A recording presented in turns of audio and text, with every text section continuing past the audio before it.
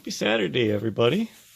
Well, I've been down working on this bead roller again, getting just about all the parts here cleaned up. Everything looks pretty good. Got to make a couple new pins out of this nail for these gears where they go through.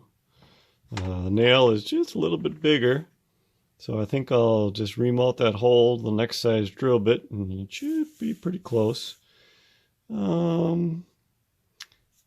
Finding a nut might be a little bit trickier than I thought. I think this is an oddball thread. It's not your typical just a nut, thread on there, or that is 3/8 nut. The threads must be just a little bit different. I'll have to check that out a little bit more here. But it's a pretty nice day here in North Dakota. It's probably a good 60 degrees out there. Sun shining. There's like no breeze.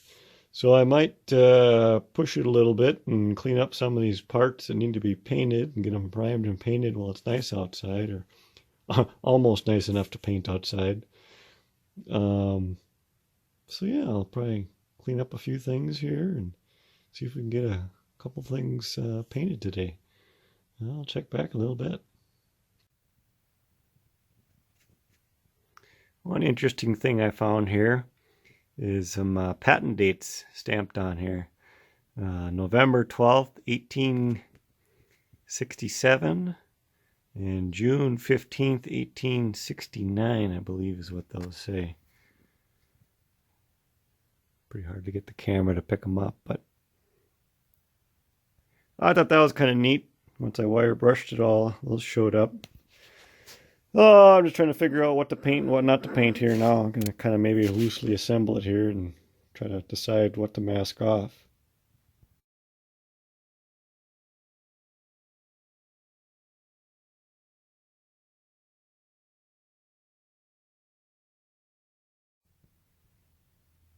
Well, everything's outside, primed and painted and drying in the sun. I drilled out these holes. Made up a couple new pins out of a bolt. I would have liked to ream the holes to get a nice precision fit, but I don't have reamers here, so I just drilled them out. Drilled them out for a 1/4-inch bolt. It should work all right. By the time I peen them over a little bit, it should be tight enough for what it's doing. It's not like we're building race car engines here or something. It's just a little bead roller after all, but yeah, it's looking pretty good. I'll let that dry outside for a while, then maybe this evening I'll bring it in and show you what I got done. Well, there. If I can resist the urge to touch anything before the paint is completely dry, we'll really have something now. Hammers are all done. Allis Chalmers orange. Here's the base of the bead roller. Here's the other parts. I really want to start putting things back together, but the paint is fresh, so I better not.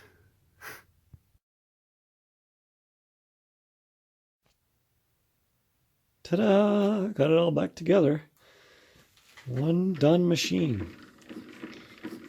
Pretty nice. I just got to come up with a nut and make up some new dies, and this thing is operation. I suppose I got to make up a stand too eventually here, but it'll work like this too, as is, just clamped into a bench vise. Yeah, all went together smoothly. Got a little bit of 3-in-1 whatever household oil. There's all these little oil ports on every spot that pivots. So it's actually a pretty thought out machine. You can keep it lubed and nothing squeaks. Got the fence here.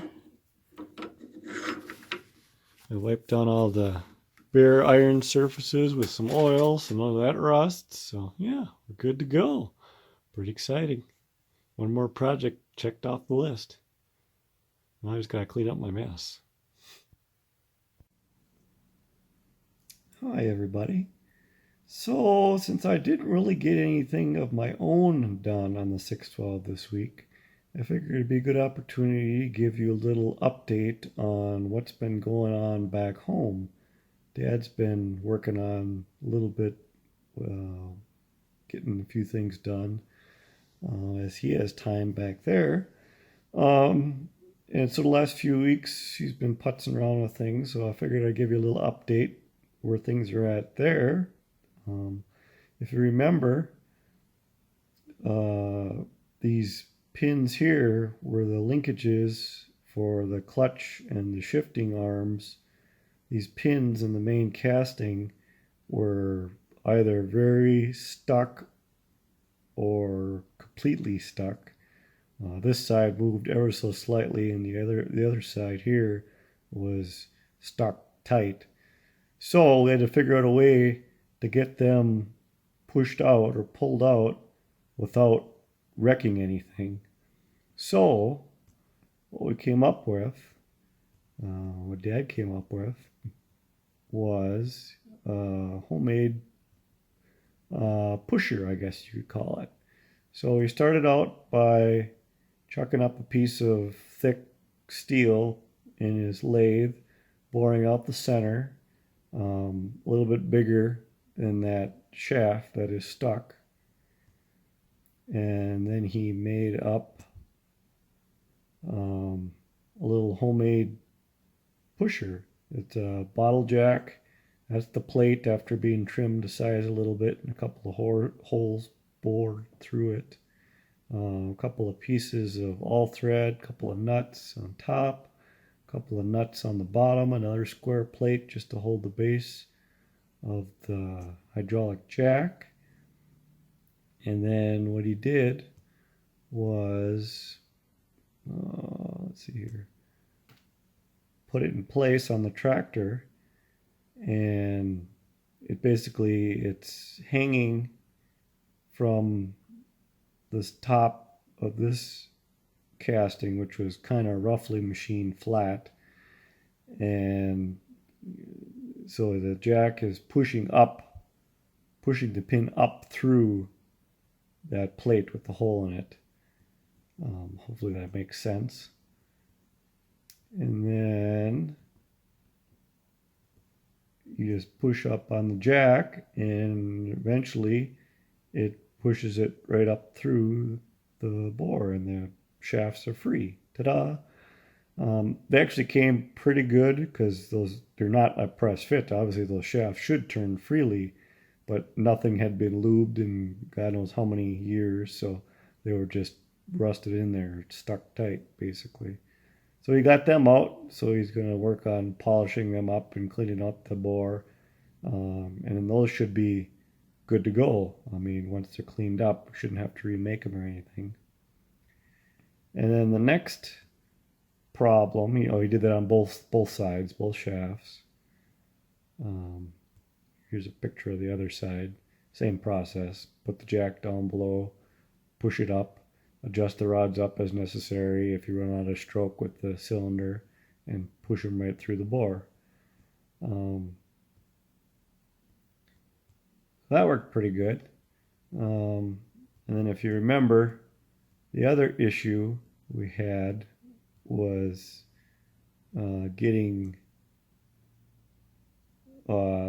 these joints loose, where this main tube pivot point pivots on the main casting.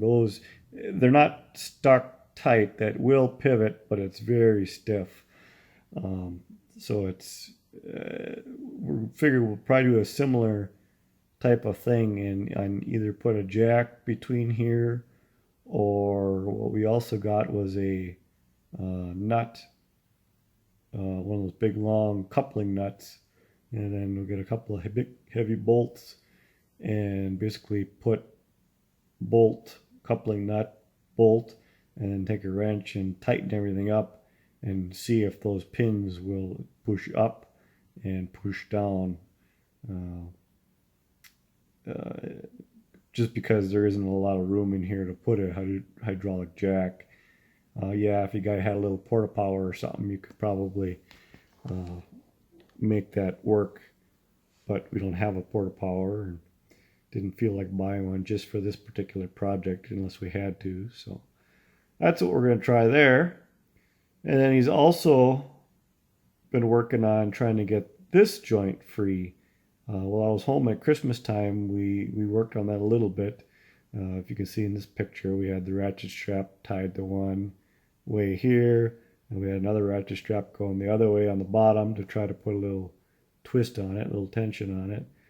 And then we took the grease zerk out, or excuse me, the grease cup out and put a grease zerk in and tried to pump some grease in there. We heated it up a little bit with a torch carefully because we didn't want to crack the cast or anything. And we got to take some grease. There is some grease coming out of this flange and some coming out on the inside here where that pipe goes through, but not everywhere. And it's still stuck tight because this main tube here should pivot a certain amount of degrees to let the rear sulky pivot, but it don't. It's stuck. So what the plan is there, we had to brainstorm. Here's another picture of us trying to get it free. Ratchet strap there, another ratchet strap going off that way. So we brainstormed a few different ideas of how we could get that loose, because there isn't any good way to put a hydraulic jack like inside of that tube or anything. So we just thought about it for quite a while. How are we going to get that free? So what he did is he started out by, where's that other picture? They're all kind of not necessarily in order here. So I keep having to scroll up and down. Google Photos puts them in order of the date they were taken, but depending on when I actually saved the photos that he sent me, they might not be in order, so to speak, if that makes sense. So some of them are a little out of order. Oh, where's that picture I'm looking for here? This would be a lot easier if they were all grouped together. And there it is. So this flange, when I was at home, we could only get it moved back just a little bit. Well, he went out the other day and he worked on it a little bit more, cleaned up that pipe and got a couple little pry bars in there and gently pried, and he got that flange to go back farther. So okay, now that we know, we weren't sure if it was going to or not, because this is actually machined. The pipe is machined on the end, but the machining stops, and then the pipe is just kind of rough after that. So we weren't sure if we'd be able to get that flange back far enough, or if that little step in the lack of machining would stop it. Well, there's just enough clearance where he could gently pry it back, and ultimately got it wiggled off all the way off the pipe. And so that was that made life easier.